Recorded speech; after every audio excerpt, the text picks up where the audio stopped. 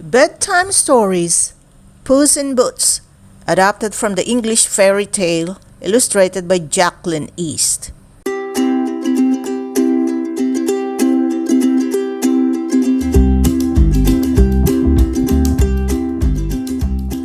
Once upon a time, there lived a clever cat named Puss.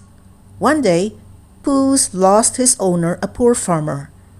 Puss was alone with nobody to take care of or to take care of him. Puss decided to find a new owner and chose the farmer's son.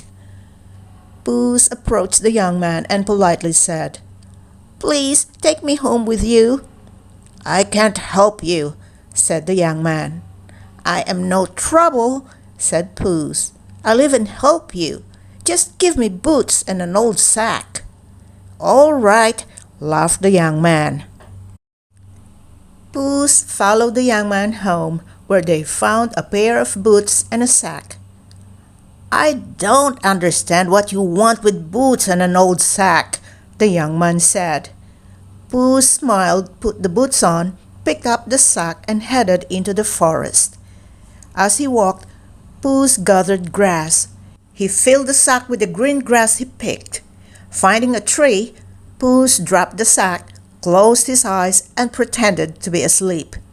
Soon a rabbit hopped by, smelling the fresh grass. The rabbit crawled inside the sack, and plop! Puss snatched it right up. With the rabbit in the sack and the sack on his back, Puss headed to the king's castle. Arriving at the castle, Puss was ushered into the great throne room. "Your Highness," the cat said, "I have brought you a gift from my master, the Duke of Cataclaws." "What is it?" the king asked, and Puss presented him with a splendid rabbit. The king was glad that the Duke of Cataclaws would send such a fine gift. Little did the king know that there was no Duke of Cataclaws, or that he'd been tricked by a cat. The rest of the week, Puss gave the king gifts. He brought tasty trout, fat peasants, and plump partridges. As Puss gave each gift, he said it was from the Duke of Cataclaws. One day, the king decided to take a ride through his kingdom. He took with him his beautiful daughter, the princess. Puss hurried back home to his master. He told the young man, "You must take off your clothes and jump into the pond by the road." As the young man hopped in the pond, the royal carriage came down the road. Puss ran to meet it, crying, "Help! The Duke of Cataclaws has been tossed into the water." "The Duke of Cataclaws?" asked the king. "Guards, help this man, lest he drown." As the king's guards rushed to the young man's aid, Puss sneaked up to the king's carriage and poked his head inside. "Hello!" Puss greeted the princess. "I am worried about the Duke of Cataclaws," she said. "What happened?" "He was robbed by hoodlums," Puss said. "The robbers took all of his money, but the king's guards have saved him." The guards brought the wet young man to the carriage. "Find the Duke a dry set of clothes," the king ordered. "Father, can the Duke ride in the carriage with us?" the princess asked the king. Before the young man knew what was going on, Puss answered, "The Duke accepts."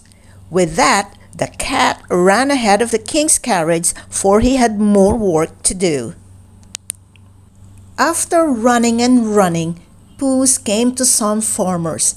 "Hello, my fine fellows," said the cat. "You look like you're working hard."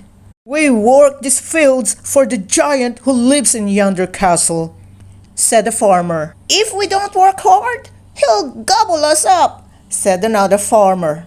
"About the giant," said Puss, "the king has just named him the Duke of Cataclaws. Now the king's carriage will come by soon. Make sure you tell the king that the castle belongs to the Duke of Cataclaws."